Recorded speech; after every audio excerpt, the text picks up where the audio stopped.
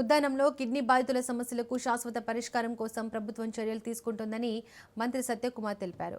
రాష్ట్రంలో ప్రస్తుతం మొత్తం 2721 డయాలసిస్ యంత్రాలు ఉన్నాయన్న మంత్రి, కూటమి ప్రభుత్వం వచ్చాక 20 నెలల్లో 14 డయాలసిస్ కేంద్రాలు మంజూరు చేసినట్లు వివరించారు.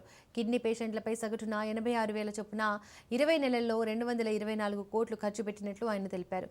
కిడ్నీ మార్పిడి చేసిన పేషెంట్లకు పింఛన్లు ఇచ్చే అంశాన్ని పరిశీలిస్తామన్నారు.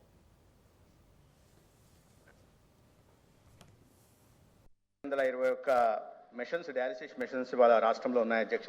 దాంట్లో 985 గవర్నమెంట్ హాస్పిటల్స్లో ఉన్నాయి, 1736 175 నెట్వర్క్ హాస్పిటల్స్లో ఉన్నాయి అధ్యక్ష. తర్వాత మెడిసిన్స్, కన్జ్యూమబుల్స్ గురించి అడిగారు. అటువంటి సరఫరాలో ఎటువంటి ఆటంకం లేకుండా సరఫరా చేయడం జరుగుతుంది అధ్యక్ష. హెచ్ఐవి హెచ్పివి పేషెంట్స్ గురించి ప్రత్యేకంగా ప్రతి డయాలసిస్ సెంటర్లో కూడా ప్రత్యేకంగా బెడ్ ఒకటి ఉంచడం జరుగుతుంది. టోటల్ పేషెంట్స్ ఎంతమంది అడిగారు? రాష్ట్రంలో సీకేడీతో బాధపడుతున్న టోటల్ పేషెంట్స్ 21,504 మంది ఉన్నారు అధ్యక్ష.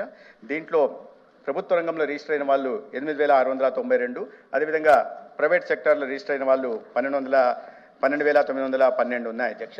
అయితే ఈ గౌరవ సభ్యులకి దృష్టికి తేవలసింది ఏంటంటే అధ్యక్ష, ఈ 20 నెలల్లో 14 డయాలసిస్ సెంటర్ని రాష్ట్ర వ్యాప్తంగా మంజూరు చేయడం జరిగింది అధ్యక్ష. 11 ఇప్పుడు ఇంకా కొత్తగా టెండర్ ప్రక్రియలో కూడా ఉన్న విషయం నేను వారి దృష్టి తెస్తున్నాను. ఇంకా 675 మంది పేషెంట్లకి ఇవాళ పెన్షన్ 10,000 పెన్షన్ వస్తుంది అధ్యక్ష.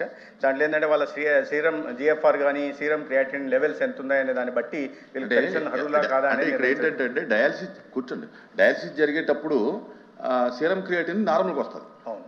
మళ్ళీ 2 రోజులు పోయిన తర్వాత క్రియాటిన్ పెరుగుతూ ఉంటుంది. అంచేత అది నార్మల్గా ఉందనేటటువంటి నెపంతో పెన్షన్ ఇవ్వట్లా. 1. 2, ట్రాన్స్ప్లాంట్ పేషెంట్లకి పెన్షన్ ఇచ్చేవాళ్ళు. ట్రాన్స్ప్లాంట్ పేషెంట్లకి పెన్షన్ ఇచ్చటం అంటే ఎందుకు ఇచ్చేవాళ్ళు అంటే, ట్రాన్స్ప్లాంట్ అయిన తర్వాత చాలా విపరీతమైనటువంటి మెడికేషన్ ఉంటుంది, చాలా ఖర్చుతో కూడుకున్నది. అప్పుడు మేము గతంలో కూడా మాట్లాడినప్పుడు ట్రాన్స్ప్లాంట్ పేషెంట్లకి 10,000 రూపాయలు పెన్షన్ ఇచ్చారు. ఈ గవర్నమెంట్ వచ్చిన తర్వాత ఏం చేస్తున్నారంటే ఆ క్రియాటిన్ చెక్ చేసుకురమ్మంటున్నారు. ట్రాన్స్ప్లాంట్ అయిన తర్వాత ఖచ్చితంగా నార్మల్ ఉంటుంది. నార్మల్ ఉంది కాబట్టి వాళ్ళకి పెన్షన్ ఇవ్వనేటటువంటి ఒక నిబంధన ఉంది. అది కాకోకుండా నెలకొచ్చి ఒక 40,000 50,000 మందులు అవుతాయండి ట్రాన్స్ప్లాంట్ చేసుకున్న వాళ్ళకి.